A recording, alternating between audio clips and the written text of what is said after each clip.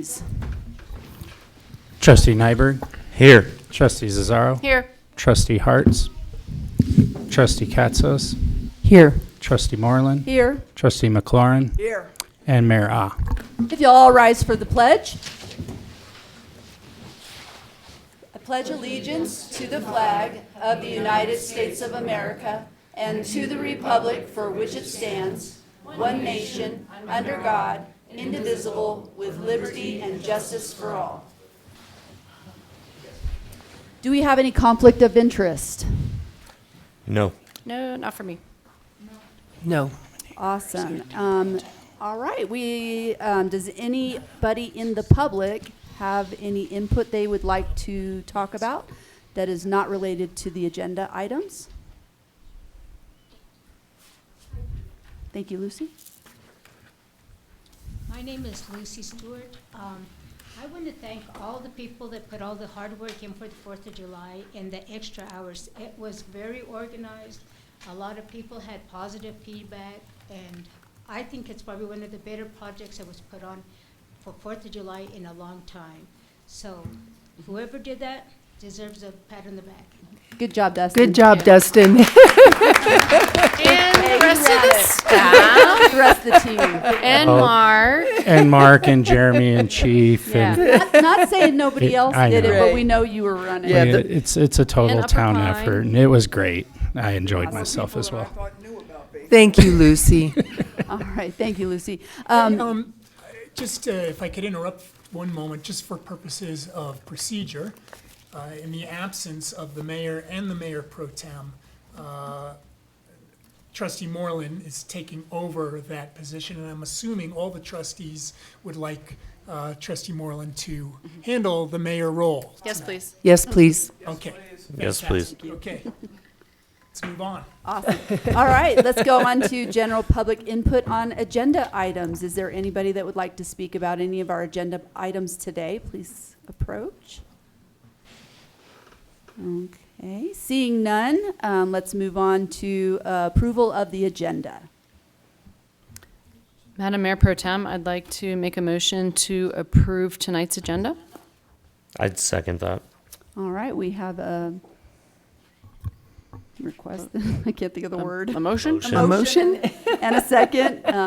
Roll call, please. Trustee Nyberg. Yes. Trustee Zazzaro. Yes. Trustee Katsos. Yes. Trustee McLaurin. Yes. And Acting Mayor Pro Tem Moreland. Yes. All right, let's move on to item number 2, community grant request action item for Four Corners Underground. Hang on, you're on Wait, the wait. last. Wait, What? you're looking at, I'm looking at the wrong one. Let me look at this. Yeah. Yeah. Oh, we moved it. Let's go to number 2, Bayfield Police Swearing Ceremony. Chief.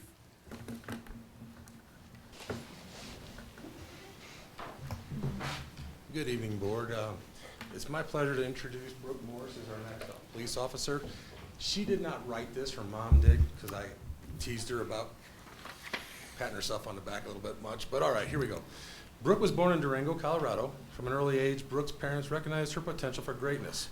Her vibrant personality combined with wise and compassionate heart set her apart from other kids.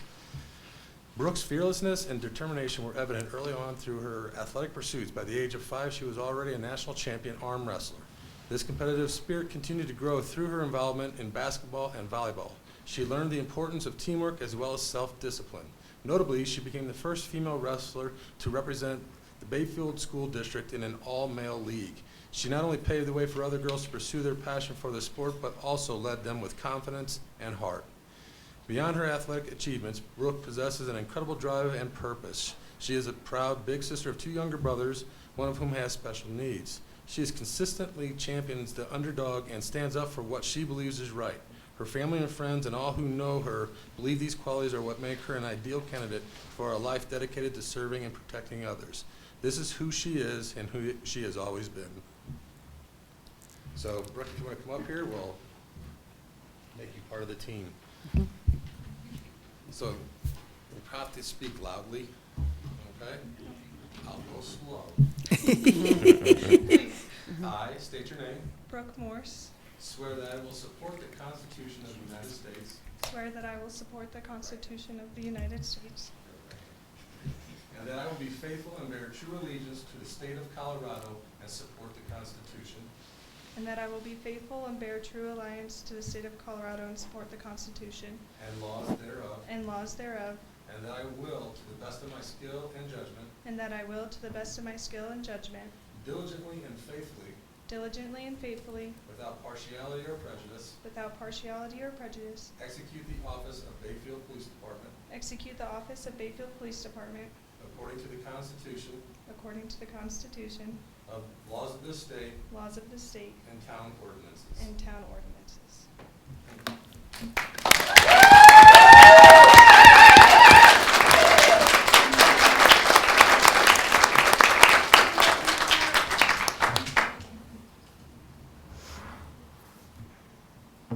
Do you want to write the name?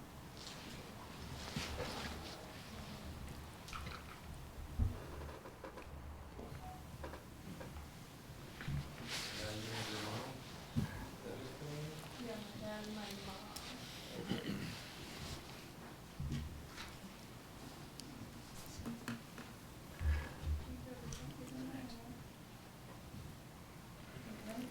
Here? There should be two. Don't- holes. There should be 2 holes, there should be a high hole and a low hole. Do you have bandages?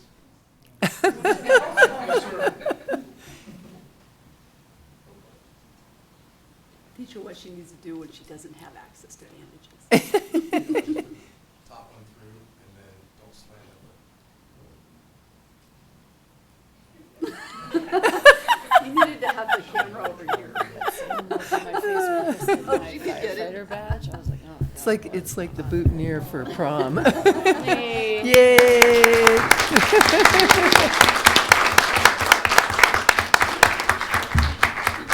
Do you need tissue, Mom? I've got some.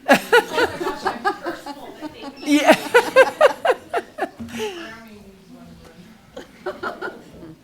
Right here.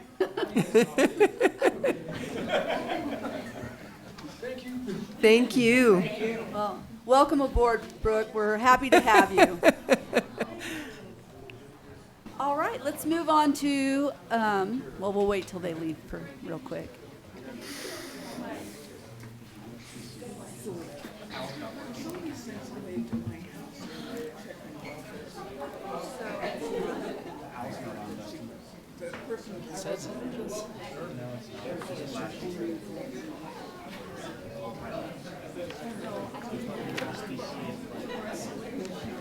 There you go. Well, wait.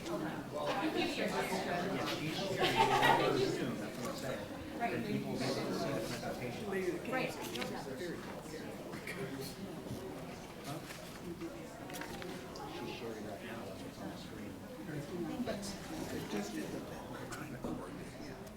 All right. Are you ready? We're screen sharing. Yeah.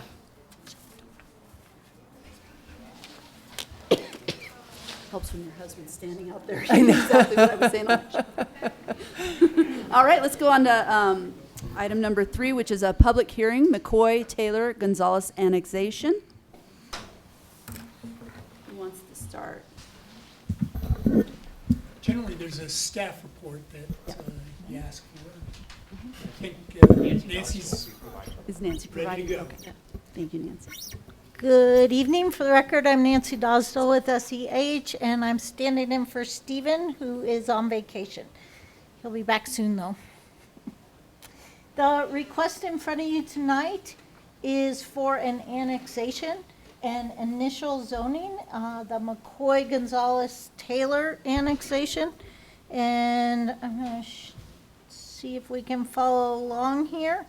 The property is located almost entirely within the boundaries of the town of Bayfield. The 3 families requesting annexation are longtime landowners, Derek McCoy, Jesse and Diana Madam Gonzalez. Pro Tem, I'm sorry to interrupt. We got a lot of conversation over here, and I can't hear. Thank you. If you can kind of try to keep it down so we can get through that. We'll have opportunity for you guys to talk. Thank you. Okay, we're back. Yes. Do I need to talk louder? No, No, you're fine. yeah. Okay, so the three families are requesting the annexation. Property location comes in at 1826 Bayfield Parkway and 350 South Buck Highway. It's approximately 17.3 acres. The current comprehensive plan designation is high-density residential. They are requesting high-density residential and manufactured home park zoning for the property, along with the annexation. So there's a map there of the properties. There's actually 6 properties involved in the annexation. They will pair this with a boundary adjustment. So what will happen, and we'll show you coming up here, is that the properties will be slightly reconfigured to match the proposed zoning. Got the annexation plat up there, which will bring all properties in. Bless you. As far as criteria for reviewing an annexation, the comprehensive plan does designate this property as a future growth area. As I said, it is mostly surrounded by the town right now. The comprehensive plan does identify some goals that match nicely with this property, and this annexation is that one of the goals is to annex enclaves along the Bayfield Parkway. So that's exactly a match with this property. To site new residential development in proximity to primary corridors and recreation trails, connection to commercial and public uses. Again, its location is basically walkable down to downtown. Diversify housing types through various land use and zoning classifications so that these classifications, as requested, would allow actually a mix from multifamily homes to mixed-use buildings, single-family homes, and mobile home, manufactured home community. As far as the land use code review with the zoning and annexation, this property does meet all the code requirements in that it meets the comprehensive plan and it meets all Colorado revised statute requirements for connectivity, ability to serve, and a community of interest with the town. As far as initial zoning, I think I mentioned this already. They're requesting manufactured home park, high-density residential. And let me see if I can get to the map that shows where those are. No, I can't. That's okay. Working from someone else's staff report always throws you off a little bit. So the zoning requested is consistent with the comprehensive plan. It would allow the high-density residential, is actually the town's highest density residential category. It does allow multifamily development. The manufactured home park designation allows manufactured home parks. It also allows single-family development. So we don't know exactly what they are proposing. I just want to make note that any future actual development proposals would have to come back in front of the Planning Commission and Town Board. As far as referral agencies, we did not receive any concerns to go over. Let me just go. The Planning Commission reviewed this for a second time last week and has recommended approval of the request. Staff has given you some alternatives here for review, for possibilities. Alternative A is approve the annexation and initial zoning. We have a draft ordinance in front of you tonight, finding that the annexation and initial zoning is consistent with the intent of the comprehensive plan. That as submitted, it's consistent with the land use code and the Colorado State's revised statutes, and that the recommendation, This is talking about a first review, but this is actually the public hearing in front of you. The only condition is that future submittals be consistent with the annexation ordinance, plat, and agreement. You could also, of course, deny the request or continue and ask for additional information. Are there any questions? Nancy, can you repeat that last sentence that you made about the annexation needs to align with the subdivision development agreement? Is that correct? The condition, the proposed condition? Yeah. It states, future submittals shall be consistent with the Planning Commission and Board of Trustees approved annexation ordinance, plat, and agreement. Ordinance, plat, and agreement. Okay. Thank In you. reference to the agreement, Trustee Katsas, I think we're talking about the annexation agreement. Right. No, I understand that, but when she said it needed to align with it, I wanted to get clarification. I wanted to make sure that I heard what she said right. So, That's good. yeah.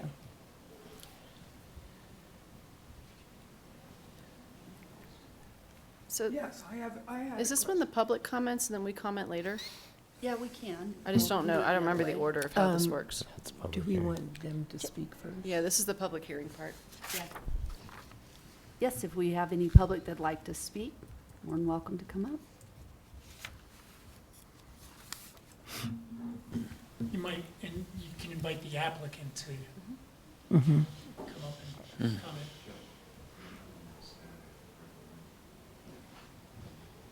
My name is Kelvin McCoy. My address is 550 Buck Highway, which is actually this project address. Just wanted to thank Nancy for a good job on the staff report. Thank staff and thank the board for y'all's time. In agreement with Nancy and staff report, this project not only meets the state statutes with the infill nature of the urban infill, but it also meets the comp plan with flying colors. This project meets every single housing goal outlined in the comp plan detailed by the town. We as the applicant would like to agree with the staff on alternate action A and all of those conditions that may come with that, and that is ordinance number 508 as well as the annexation agreement. Is your microphone broken? He's just really far from it. Sorry. He's tall. If the You can public take would it. like, Take it out if you want. Just hold it. He's if- just tall. if the public would like to have any comments or questions, we're more than happy to answer them. Thank you.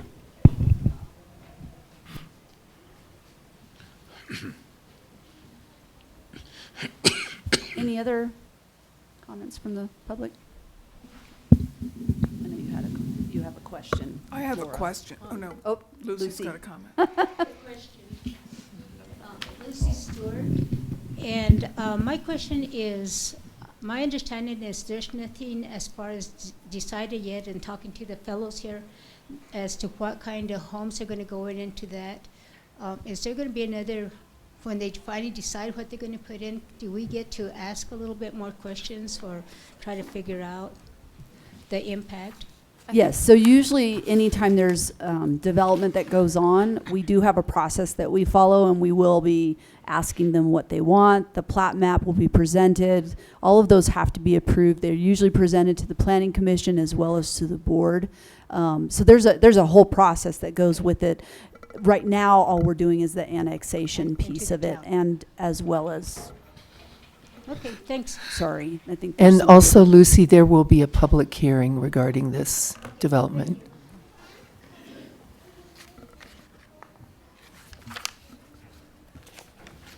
I had a question on part of the report from the Colorado Geological Survey. And I was reading their summary about the various kinds of rocks and sedimentation and stuff like that. And I did read at the very end, it says very limited in suitability for dwellings due to shrink and swell. So how do you address that? I mean, there's water runs out of that property all the time, too. So right now that property's irrigated, and that's the water you're referencing. But as far as the soils go, those soils are exactly like everything else that's in the town of Bayfield. And so if you guys are approving subdivisions, all around us, adjoining us and everything, those are probably going to be the same types of soils you've seen before. But we'll have to get geotech studies and all that done. Right, because if we had geotech studies done on other developments here, Yes, of course. Absolutely. Yes. did yeah. they all say the same thing, that they're not suitable for housing development? I can't speak to that, but Well, I'm just a little concerned about that because we have all kinds of problems, as you know, with drainage and storms and all this, and I don't want to see another disaster going yeah, any on. development on the property will have to meet the town's standards. And by the way, the town does have standards for manufactured home parks. And so it will involve geotech studies, soils tests and all of that. It'll be part of the process. Okay, thank you. Okay, thanks. I do have a question. I was curious, do you intend to, any of these to be affordable housing? It's not a requirement, just curious. We don't think that we'll have any deed restricted because really we're not selling the lots. Mm-hmm. We're going to be renting the spaces if and when it develops into a manufactured home park. So in that scenario, a homeowner would go buy their own home. They would set it on the property and we would lease them the space. So there's really not a role for deed restrictions there. But we do believe that it's going to serve a much needed gap in our town, in our marketplace. You can still buy a manufactured home for $150,000, and then you can rent a space. And for instance, the affordable housing that we have going in now is priced at $360,000, the Haga property. So Right. it'll fill a gap much below what we're seeing now with the attainable housing. That's good. And another question, I know a lot of manufactured mobile home parks have dirt roads or they have paved roads. What is your intention with those? Our intent is to pave it. Okay. Obviously, we'll have to meet the standards that the town puts in front of us. And we'll have to weigh those when we get to them. Gotcha. Yeah. Okay. The homes surrounding that area, they are mostly single-family homes, correct? Right. Okay. Yeah. Many of them built in the 40s, 50s, 60s. Even the ones that were built in the 70s are really showing their age a little bit. So we feel like this use is the highest and best use for that piece of property Okay. when you consider development into single-family lots. So you were planning on having some single-family homes in there as well as the mobile homes? No, not in the zoning request Well, for okay. manufactured It's home all park. going to be manufactured homes that you're Yeah, talking about? it'll be one parcel. Just to note, the zoning does allow single-family homes in addition to mobile homes. Right, I just wondered whether your intention was to make it all mobile homes or a mix. Yeah, the portions that we're requesting manufactured home park zoning would be a manufactured home park, not a manufactured home subdivision. Both are recognized in the town code. So we're asking for mobile home park zoning.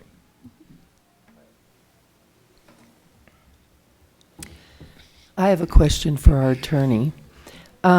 Should the annexation agreement, everything that's identified in the annexation agreement as to the elements that the town is expecting and the developer is agreeing to in the annexation, does that carry over into the subdivision development agreement?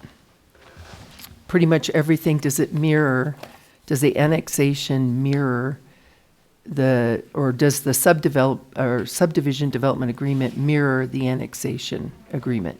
It's not clear that there will be a subdivision agreement. Okay, We've got an annexation agreement, then there's going to be a hearing with regards to any development that's proposed, got it. and that will be brought to you.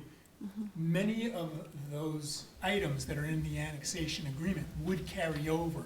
Okay, okay, Promises and things that are said to be done yeah. will carry over. They don't just go away.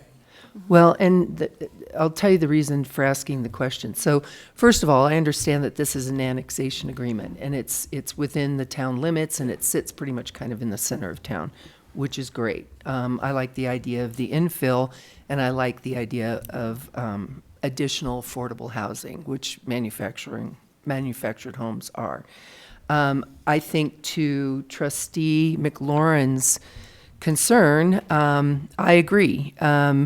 it's stated in the soil report that this ground is potentially moisture sensitive.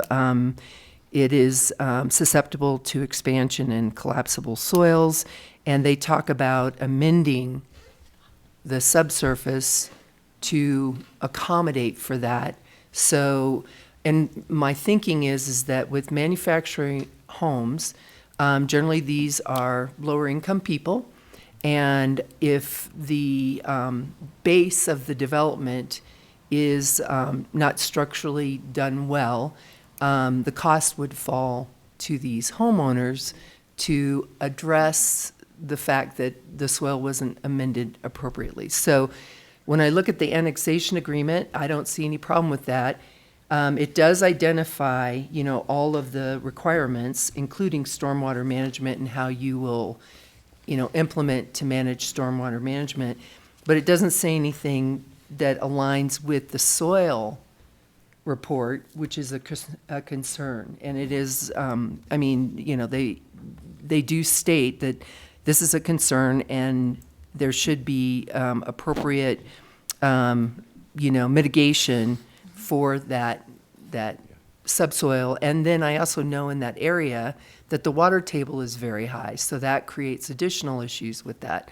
So to my question to you, should there be something in this annexation that kind of holds this accountability recommendation? It's a great question. It's really not part of the annexation portion, but it is something that you and Trustee McLaurin should keep in the back of your minds come a development proposal. Okay, And whether, what the geotech information data says at that time. okay, And address those questions to the applicant at that time. Got it. And it may bear on your decision to approve or deny gotcha. any particular project. Okay, I just didn't know if it should be included with the annexation It's as not a appropriate for the definition. annexation. Okay, that's great. And just to make note, it is a requirement of future levels of review, so that information would be provided at the next step by geotechnical engineers. Carrying that further, any foundations, roads need to be designed to meet all those requirements. This isn't an unusual soil for the Yeah. area. It may be why oftentimes people see cracking in foundations, et cetera, Right. if they aren't designed to those engineer specifications. Yeah. So I don't believe that, my reading of their comments don't say you can't do residential development here. It says you can't do it without careful review and engineering, and that's what will get carried through just through your existing land use Right. codes. And I do understand that this is just about the annexation, so, but I just didn't know if that element needed to be included at this point, or if it can be included in future. Got it. Okay, that's great. Just so you know, we did review and agree to the annexation agreement that's in your packet. Mm-hmm. The same with the ordinance. We've seen that already, and that's Sure. what's new to this process versus the process we had before. Uh-huh, And then also on the need for geotech, almost every project, if not all projects, have to have geotech information. The information you're reading, there were no samples taken. They didn't come on the site or anything. So I'd like to say that was a desktop review of the property. So they don't have any more detailed information than you have. yeah. I'm also looking towards future impacts, and the more density that we have, there is literally no stormwater infrastructure within downtown. Yeah. And you guys are just above downtown, so my concerns aren't just about your development, but the greater impact. So I'm trying to look ahead, plan ahead. It's one of those things where it's like, oh, that should have been, included at this point, I will not say at this this too, point, that when we so. take that acreage out of irrigation, it's most likely gonna dry up. So, look for that effect, I think. But we'll have to, have to show you that as things go through the process. I have a question for Nancy. Can you give me an example of other locations in Bayfield that are high-density residential? I'm just trying to Like Mustang Crossing, was that high-density residential? No. No, that was single family, one of your lower density zones, if I recall Okay. correctly. I'm just wondering what another area of Bayfield that's high-density, Well, I'm what's gonna built guess there? Cinnamon Heights. Dove Ranch. Okay. Dove Yeah. Ranch. Branch. Dove The Ranch? bottom portion Lower is portion. higher density, and then there's Okay. also that new subdivision that's right after the school administration building. Oh, yeah. Yeah, Okay, right that's there. high-density. That's Those are high examples of density right high-density there, housing. yes. Okay, Yeah. okay, no, thank you for that. And It then. says high density, it, compared to Denver, Durango, Mm-hmm. Yeah. it's not very high density. Okay. No, I'm a visual person. My other question is, so the comprehensive plan designates this as high density residential. The proposed zoning could still be high density residential without the manufactured home park part in there, and you could still build a manufactured home park, correct or incorrect?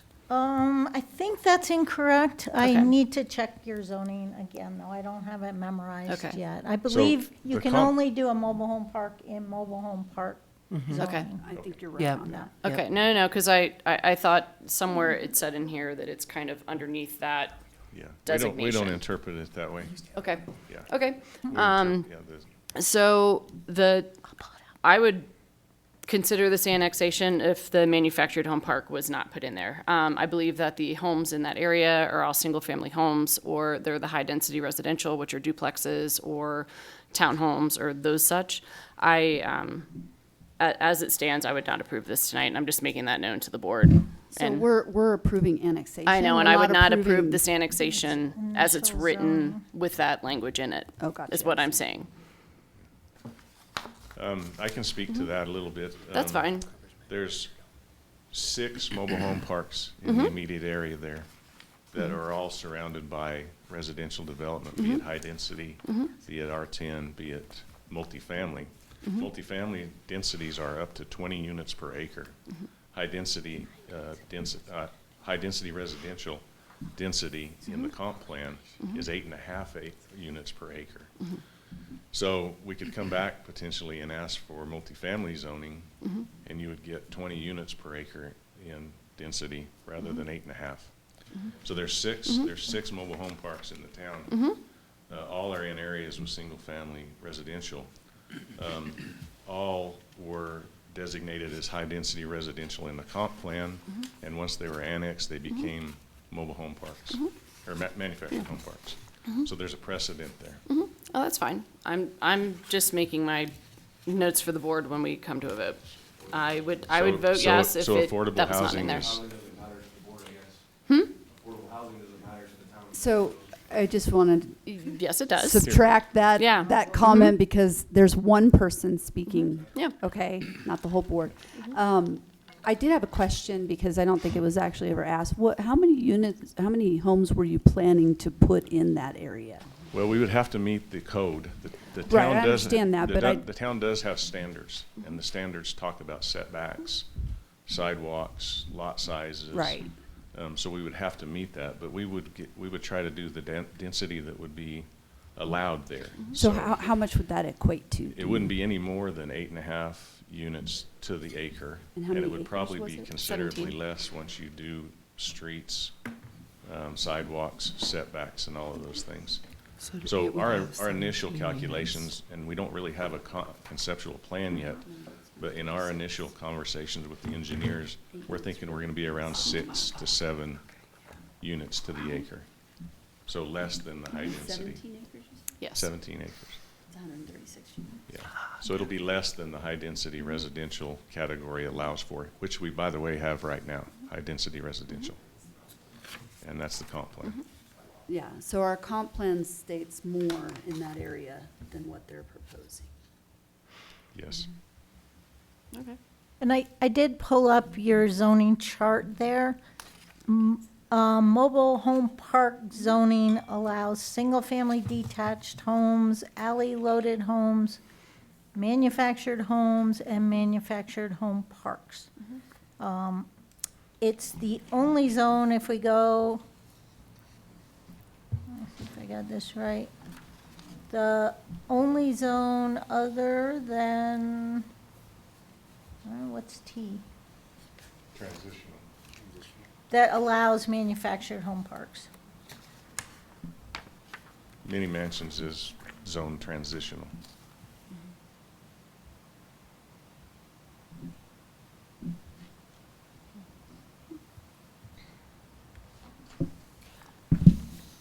Okay.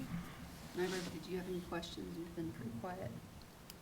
No, I heard the presentation because I was on the planning commission last Tuesday. So, Gotcha. Planning Commission heard it twice. yeah. And I will say that I did have some questions like everybody else because of the high density, and I was thinking sewer taps, water taps, and Jeremy stated that we're currently at 40%, and this would possibly boost this up to 60%. So then we're getting to the area of, you know, what do we look at there? Right. So I wanted to throw that out there because that was one of the things that we did talk about. I don't think one project could boost us 20%. Do you, Jeremy? No. So we're actually seeing our flows decrease even with Clover 7 being built out. So Right. you'll see that in the chart that I provide you for the sewer inflows in your packet later in the meeting. Oh, okay. I was That's one gonna good say. thing. It's gone down as well too, even with the growth that we've had. So if you look at 23, 24, and 25 compared to the growth that we've had in town, we've actually produced less water in 25, so our water restrictions are working. Awesome. Jeremy was our first call to make sure we were in line with the infrastructure. What does that do to the 500 units, Jeremy, that are planned on the north side of 160 north? Am I thinking the right direction? You're thinking of east, East. We have capacity. northeast, yeah. So, yeah, we still have capacity in addition to if that subdivision was built out. Yep. When the RV park and the RV park annexation, we're looking at too, right? They'd be hooked up to that, and I could that's tell you, I more. personally would rather have manufactured homes than RV parks, Oh, yeah, I agree. to be quite frank. Especially with the way they build them nowadays. They're really nice.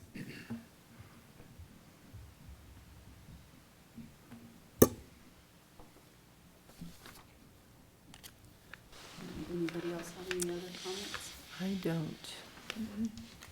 We'll go ahead and, the public doesn't have anything else they want to add?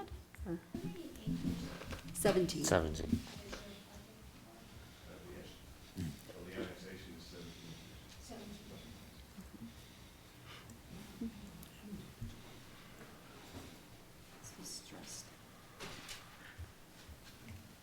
Okay, we'll close the public hearing and move on to item number 4, which is the McCoy-Taylor-Gonzalez annexation action item.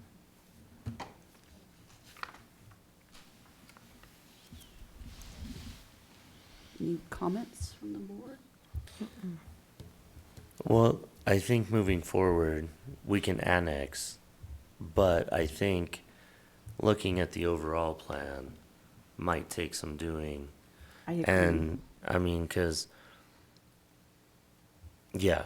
We I'm- just have a lot going on in Bayfield, so Correct. I think it's important that we are very diligent in making sure all of the projects still work in addition to this one. But I agree with you. I think the annexation part is just one part of, And then as it The goes down, process. we deal with the other parts and Exactly. we can have those hard discussions and move forward from that. I will say that I do like the fact that the zoning is being changed from high density to a little bit lower. Is that what I understand that's happening? That's not what I No, understood that's no, happening. it's, not at no, all. it's the highest density that we have. Yeah. So Yeah, we, it's the highest density we have. they're going down.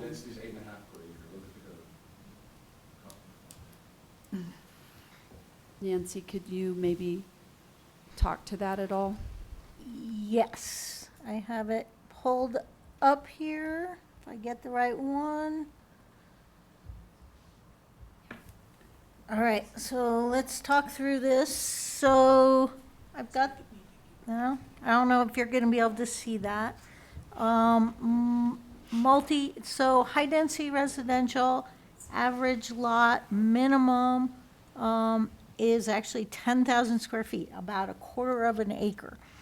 Lot area minimum, so if you go to more of a single-family product, it's fairly low density. There's a note down here, though, that threw me off, where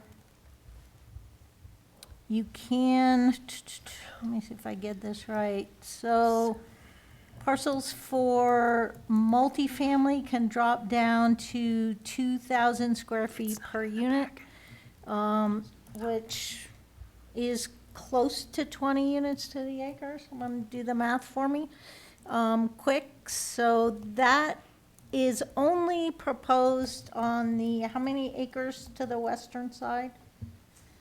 That's about 12 acres. On approximately 12 acres of the development we heard.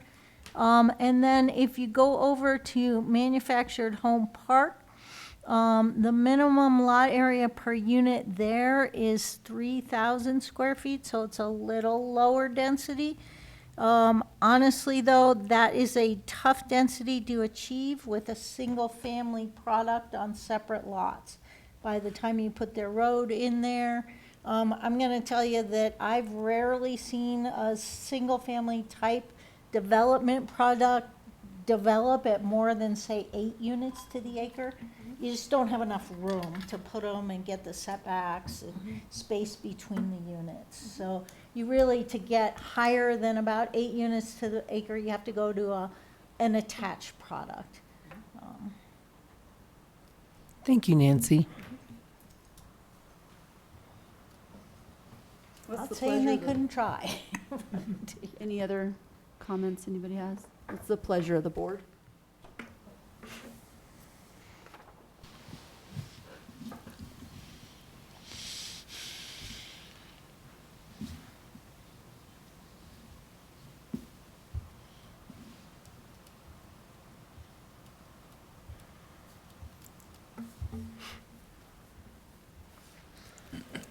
Madam Pro Temp, I would like to make a motion that we approve the McCoy Taylor Gonzalez annexation action item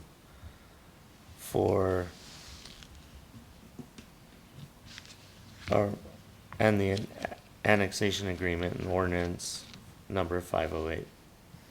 Did you want to add the action A? Correct. Okay. And will that include the findings and, Yes. okay. This is what you're not And the conditions.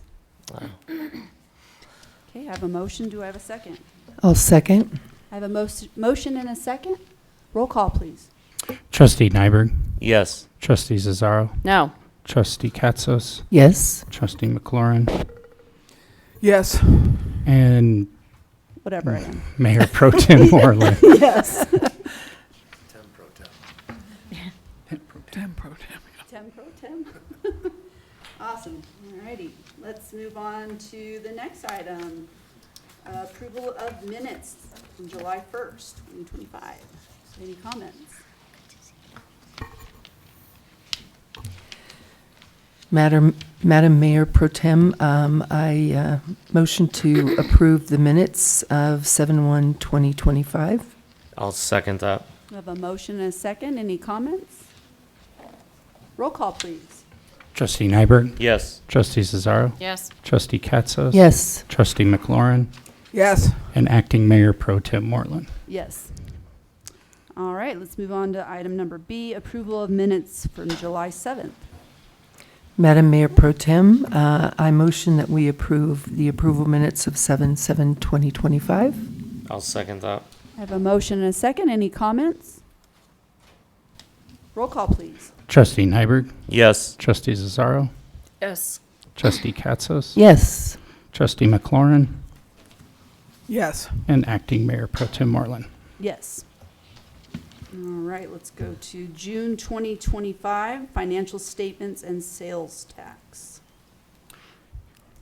Kathy is on vacation, so you guys don't get to quiz her in person. is a report Yeah. and then the included, memo. obviously. Yeah. I had one question for her, but I'll ask it later. Yeah, I will Yeah. ask. It doesn't impede your, No, No. no, I just want information, so, no. Okay. Anybody else have anything that prevents them from? No.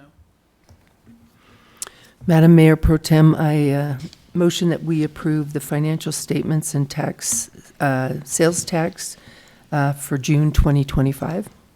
I'll second that. I have a motion and a second. Any comments?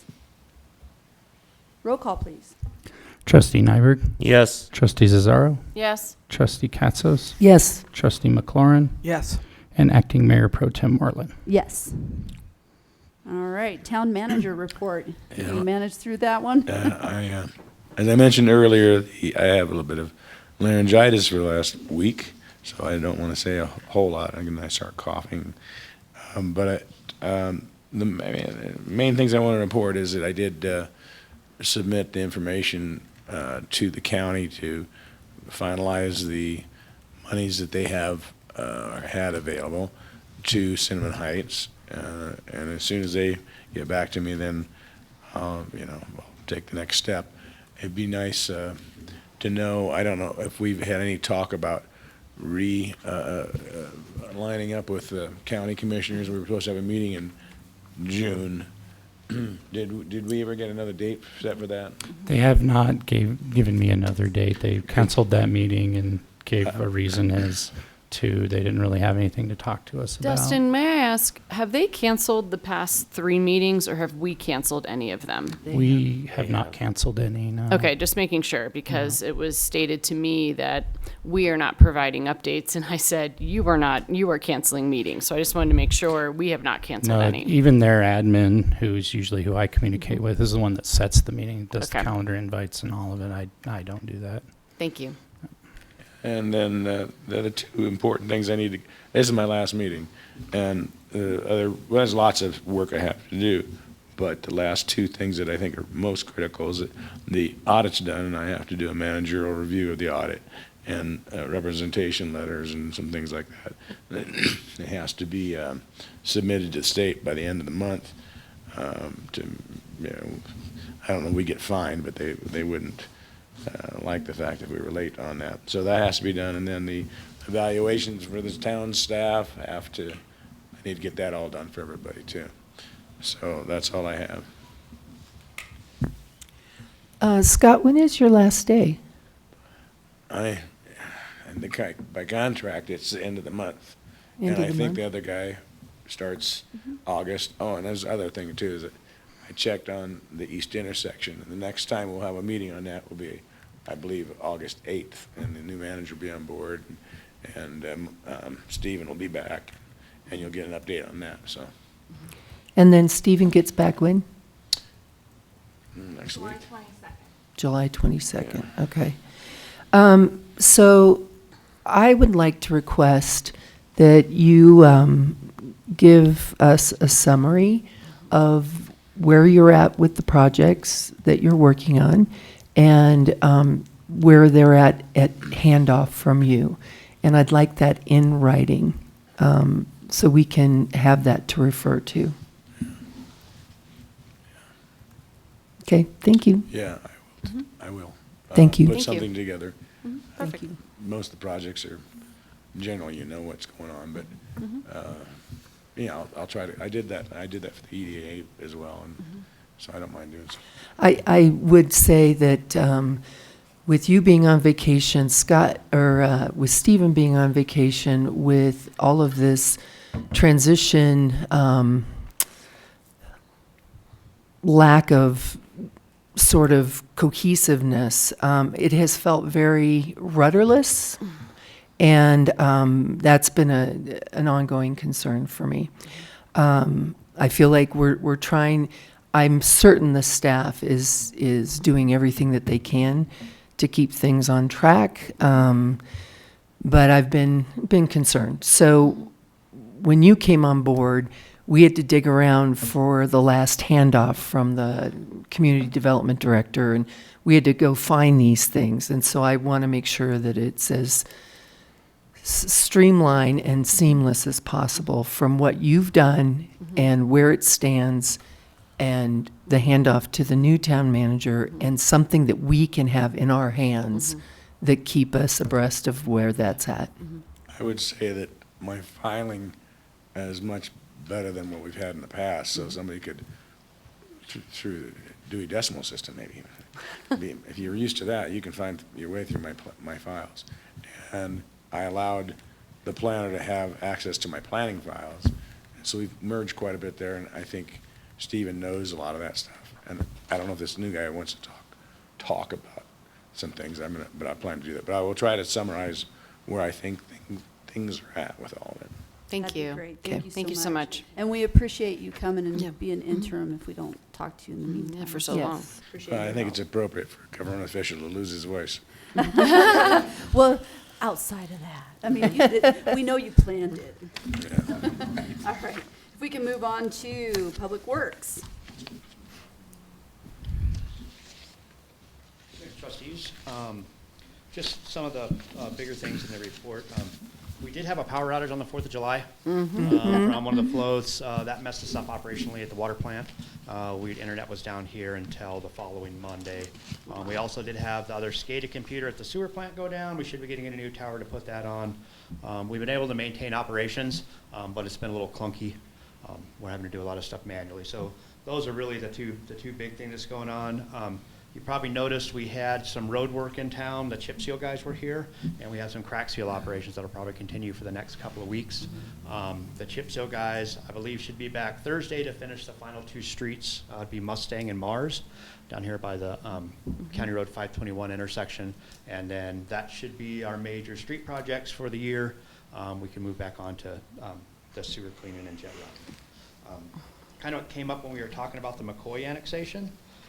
If you look at these flow charts, it's kind of interesting when you stop and look at our daily production. We've had a lot of growth over the last few years. You're getting a 3-year average, and our water production numbers are down, and our sewer inflows are down. We also are putting together a large lining project for some I&I that we identified last year with flow meters, so we should see those numbers come down even further. So pretty confident in the capacity that we have for growth right now. So we should have some room. I mean, I appreciate you guys being diligent in maintaining responsible growth. The last thing that I did put in the packet, I just wanted you guys to see, is a letter from the Los Pinos Ditch Company in regards to some maintenance activities this fall. So in there, they're talking about removal of a fence, moving a fence. And 24, we had some maintenance activities. We were able to partner with them, assist them with some mobilization for some equipment. That's what I'm going to suggest we do at this time. There's a really long fence up there, and we don't have it budgeted for relocating that permanently at this time. So if we can assist them in the maintenance activities, get their work done, maybe it'd be something that we'll look at in the 26 budget and getting that moved to whatever section it needs to be moved to. So, but I just wanted you to be aware that that's coming up. I'll keep you abreast of our communications in regards to that. Thank you, Jeremy. So Yeah. they alluded to the fact that they had requested that that fence be moved in the That was past? In April of 2024, I spoke with Stephen Lurch, Tim Carl, and Bucky Ransford were up there. And that fence has been in place for 10 years. That was built in 2016. So I was really surprised the conversation of them saying that it was hindering maintenance now after 10 years when it was constructed with the new water treatment facility. And I was under the impression that the ditch company was abreast. They reviewed the inlet structure, the flume, the measuring devices, and all of those things as well that were constructed. So this was a surprise to me. I thought that we assisted them with the maintenance. We paid a mobilization bill to move their excavator from Lakeside Drive around to Sossaman Drive and be able to access the other portion of the ditch, which you can't access as a concrete structure in the middle of it anyway. So I thought that that was the end of the conversation. This letter kind of caught me off guard, and I'm just going to suggest we do the same thing. That way we can assist them getting the maintenance they need done to their ditch, and then if that fence is a problem, then maybe it's something we look at in the following year, so we're not having a large unbudgeted expenditure going to come back Okay. in an emergency. But I do have a question, and it's only because I don't know these things. But when I looked at your June daily flow data, you've got the red raw water availability line. Yep. When it pops over that, is that where PRID charges us a fee for overuse of the water? no, it's No. 30 days. 30 So, days, yeah. okay, okay, Yep. And okay. on the top where you see that coming up to our raw water available. Yeah. In 2024, that's a high production day, but you can see how it drops back down Uh-huh. to normal. So Yeah. that was a 1,000,000-gallon day that we had. Okay. We probably made like 1,200,000. Okay. For those tanks, and then they take a 30-day rolling average. So. Okay. And that's also, if we go out of priority, then we'll get charged for storage water. So. Yeah. There's different, like our Schroeder water is a P12 water. Uh-huh. If during drought conditions, if that P12 goes out Mhm. and we use that water, then we actually use our storage water that we have up in PRID. Okay. But it's a 30-day average. Got it, got it, Yeah, okay, If we were oh, above good. that for the whole month, then yes, we'd be, In trouble, well, yeah. we'd be able to do it, but it costs Yeah. more money. Yes. Operationally, it costs more because we have to pay more for that raw water. Right, right. That's why I wanted to know when it peaked above that line, if we were paying additional costs for that water. So, that answers my question, though. Thank you. All right, anything else? Thanks, Jeremy. Thanks, Jeremy. Thanks, Jeremy. All right, Chief of Police. Good evening, trustees and Tem Pro Tem, is that? I know. Tem pro tem. Hey, you. Hey, yeah, like I see 50, well out of one eye, really good with glasses on and one with it off. So the most important thing is that Officer Morse's academy is paid for through a scholarship I applied for back in April. It was approved. Then we got thrown a curveball last week. The fall academy has been canceled at Mancus. So we worked diligently with the Pueblo campus.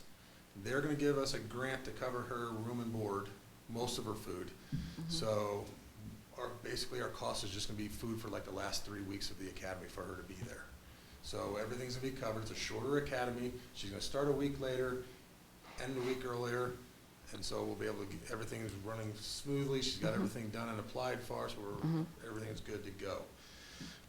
The next thing is Mr. Morvan has reached out to me to see if he can make another donation to the town again. Oh. And I told him, I go, we're still in the process of trying to get a new town manager. Do you want to wait or do you want me to help? He goes, well, whatever you think's best, Mike. And so I'm willing to help you guys with Mr. Morvan, get everything kind of going. But he says he wouldn't have the money until probably the end of October, beginning of November. Okay. But he said he wanted to leave it up to us with the 501c3s again and work that way. But if you want me to take, I know he's in Idaho doing some fishing and floating right now, but if you want me to reach out to him and start the process, I'll be more than glad to start doing that since the town manager's going to be overwhelmed in August. Yeah. Probably a good idea. Yeah, I think so, too.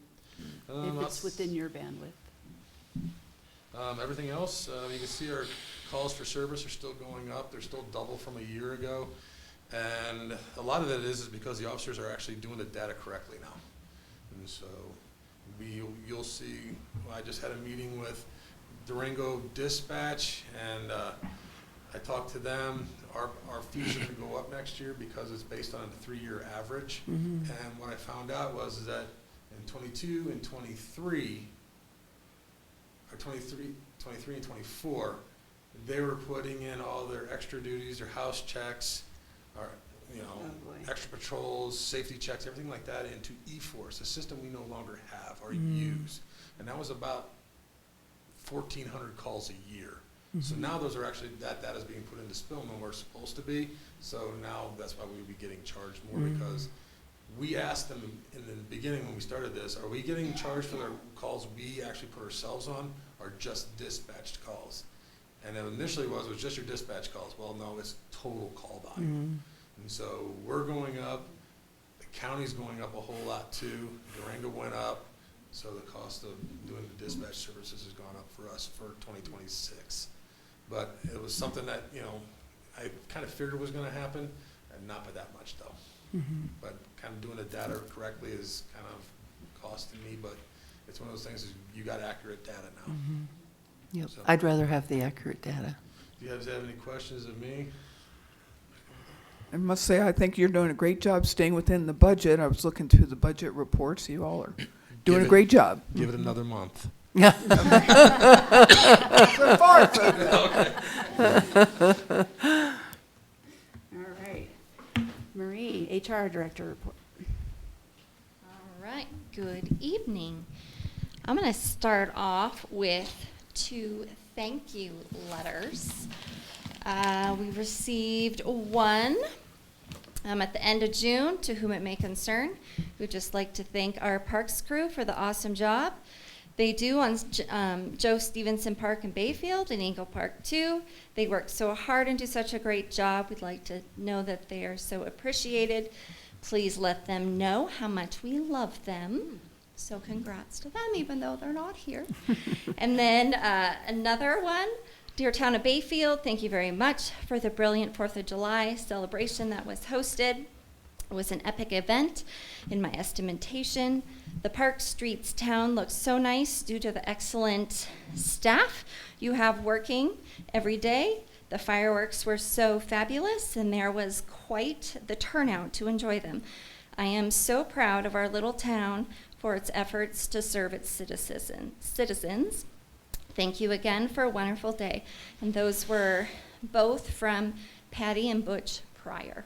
So I just thought that it's important that we share our awesome community as well as the staff too that does all this work. And again, thanks to Dustin and DJ who put on 4th of July. I know they worked so many hours, so definitely give them credit for that. And okay, so this month I worked on a lot of quarterly reports, reimbursements, doing all of that. We have not hired a seasonal park person yet. We've done a lot of interviews, but we just haven't got to the finish line, so we're going to keep posting for that.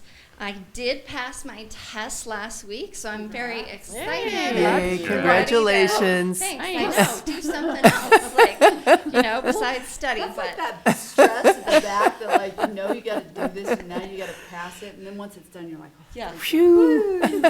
So, yeah, great to bring the books here and the content and really try to implement all those good stuff for the town.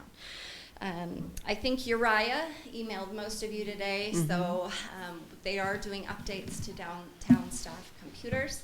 And so if you have your Surface and you can turn that into me today, that'd be great, so he can do those updates for you. Focusing on stay interview questions for staff and hopefully going to implement those in the next couple weeks because it's really important for engagement and retention issues. So that is what I have been doing. Any questions? No, thank you. No, thank you. Nope, Thank you. thank you. Okay.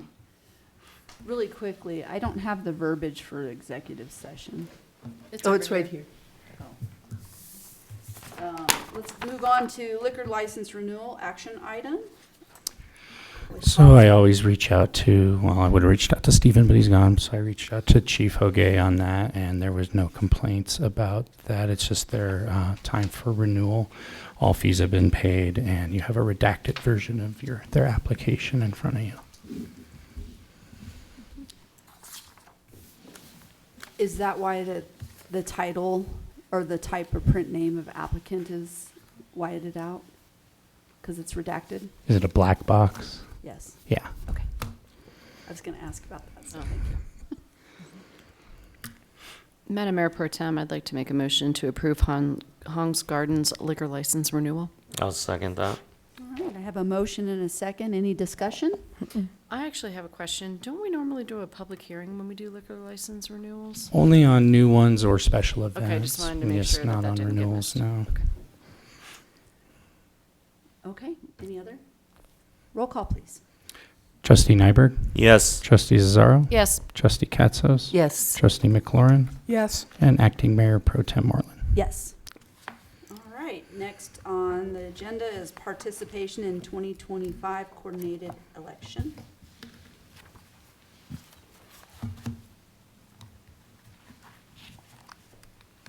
Dustin, is this the official vote you need to have recorded for us to move forward? Yeah, because this is the last time we will meet before that deadline of the 25th. Okay, do we need to state the two different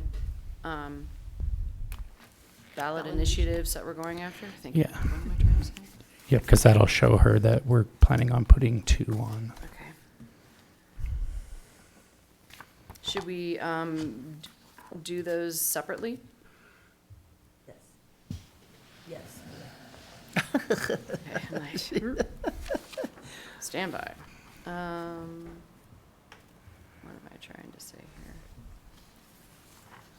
Okay, Madam Mayor Pro Tem, I'd like to make a motion to move forward with the 1% sales tax ballot initiative.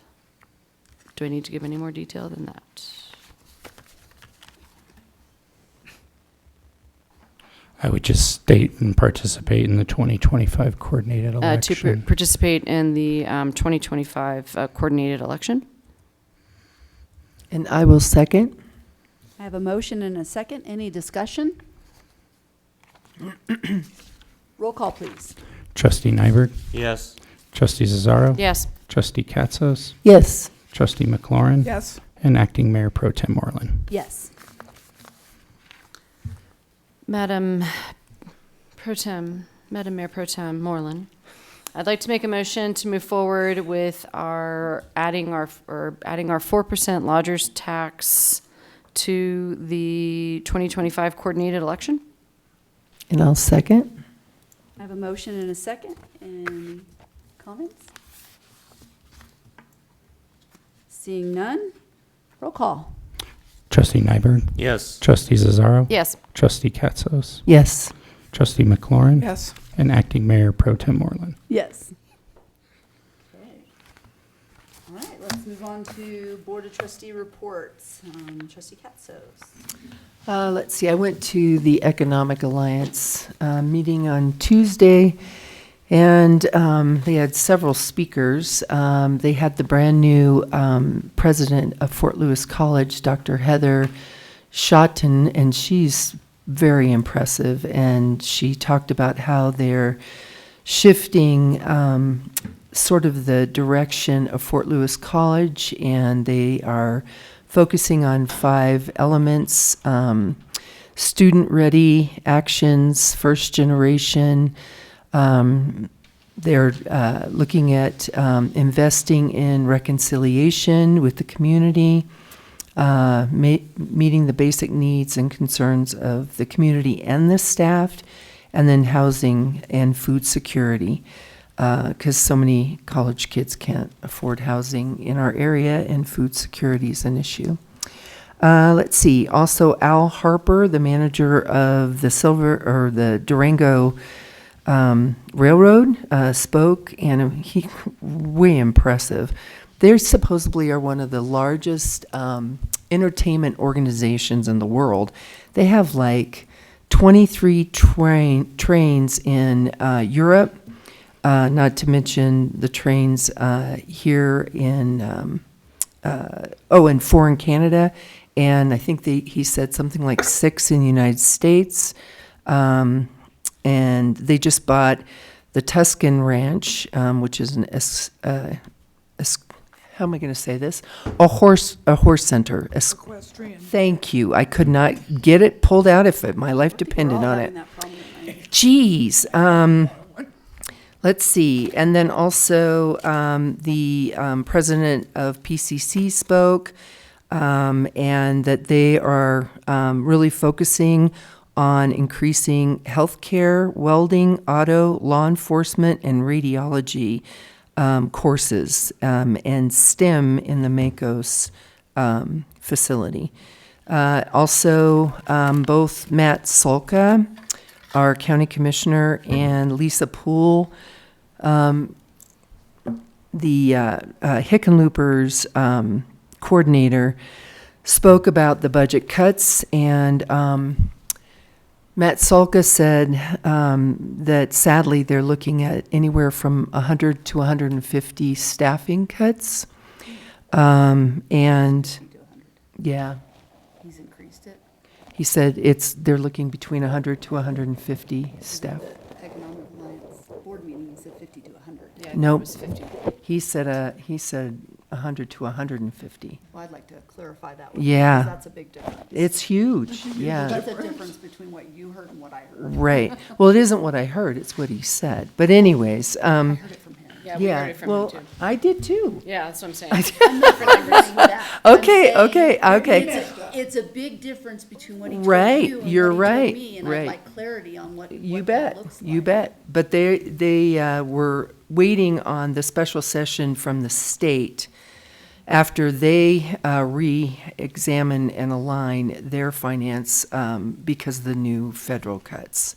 Let's see, what else? Oh, and then lastly, the Chamber of Commerce has 20 scholarships that they provide to brand-new businesses that are struggling or needing startup, and they actually have 12 left. So they wanted to get the word out that if you know of anybody who's got a new business that could use some funding, that they could apply. That's Durango Chamber, correct?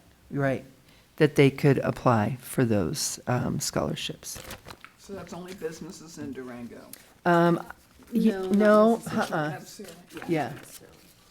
There are a lot of businesses that are in Ignacio and in Bayfield that Plata all County and participate with Unincorporated. Durango, so probably it's for their members. And that's all I have. Oh, I do want to say one other thing, sorry.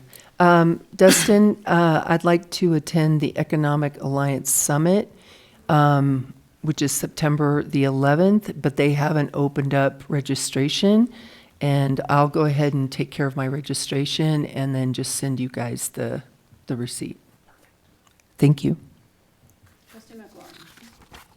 There's they've slowed down pretty much for, I guess for the summer, because it said happy vacation for our last meeting, but I still am planning to get, Rachel Landis will be happy to come out and, speak to us about what the Good Food Collective does and what all the different things they do. She had said July, but July's about done, so we'll see. We'll get back maybe August or September. We've got a lot going on too, so.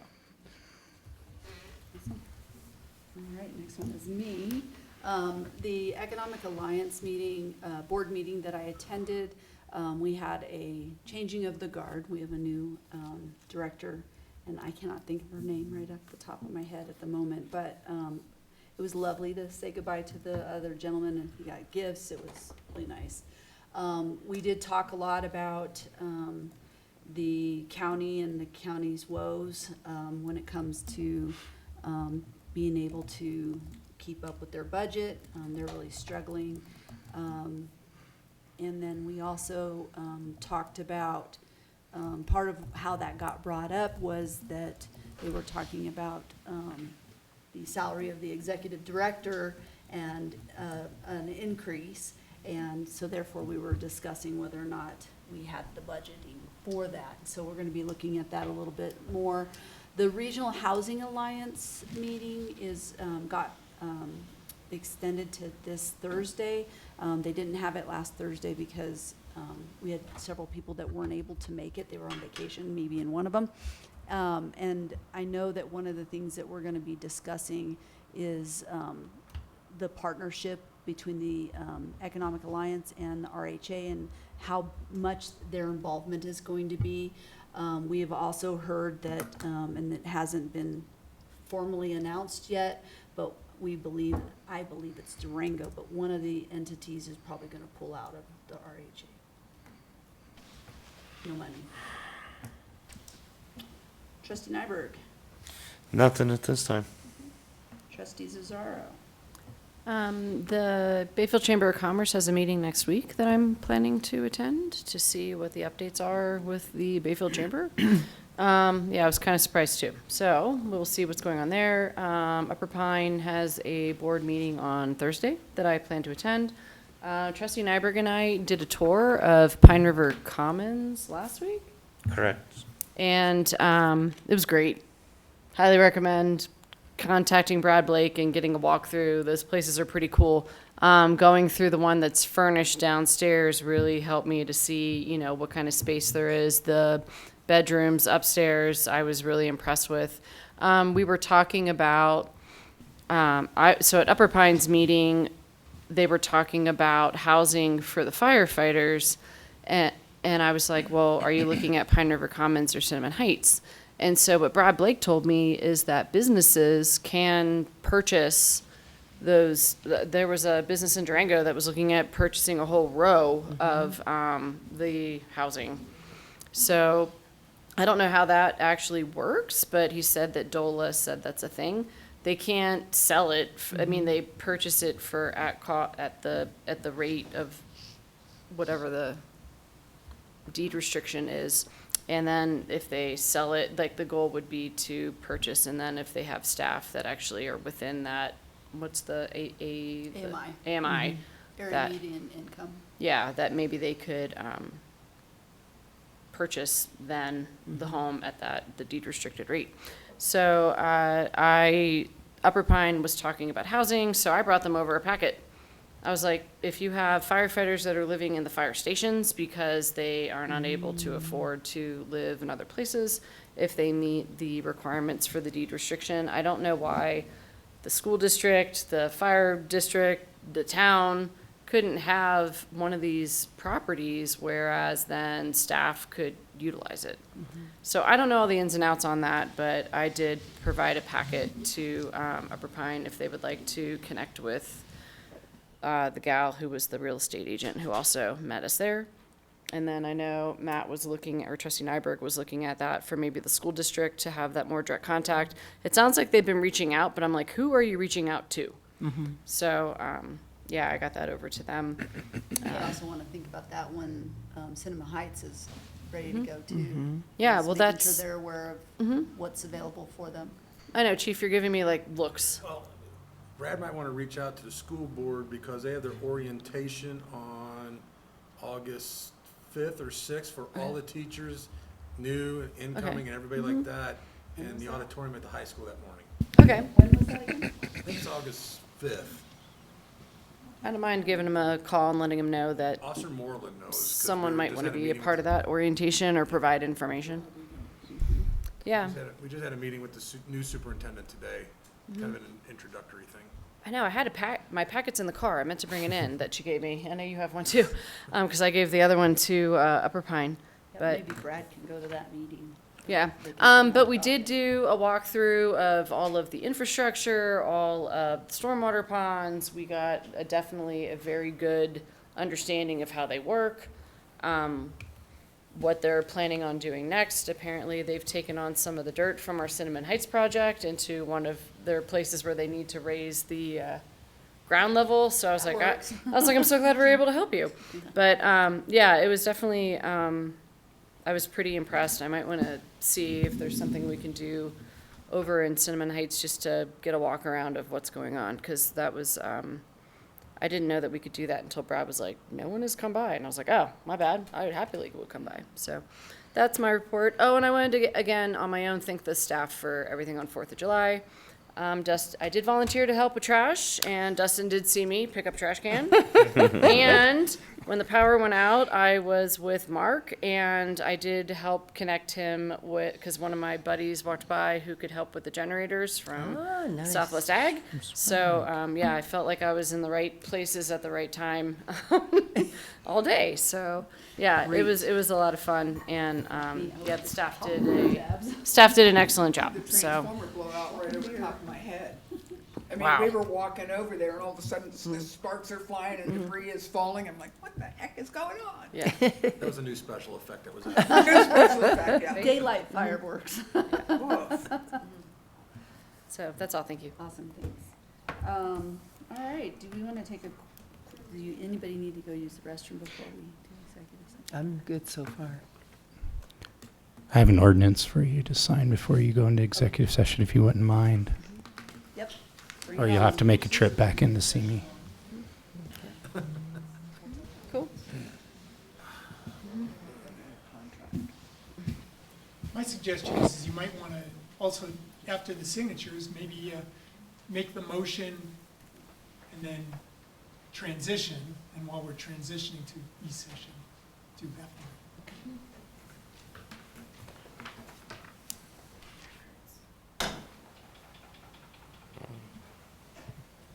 Are you going to make the motion? Oh, you good? Give me the paper. Get your paper. I gotta read something.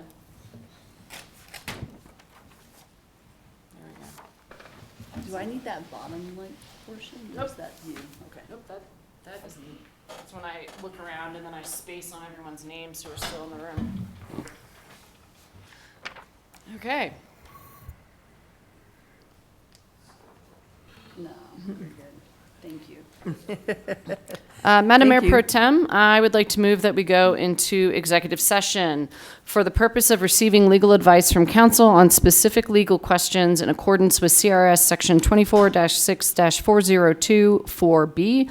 Also for the board to determine positions relative to matters that may be subject to negotiations, developing strategy for negotiations, and instructing negotiators in accordance with CRS 24-6-402 4E Roman numeral I. 1. The topic involves KRW contract. The executive session shall include Trustee Nyberg, Trustee Zazaro, Trustee Katzos, Mayor Pro Tem Moreland, Trustee McLaurin, our legal counsel Michael Goldman, our HR director, yes, Marie Kem, and is anyone else going to be joining us? If Scott wouldn't mind hanging around, that'd be great. And our interim town manager Scott Hahn.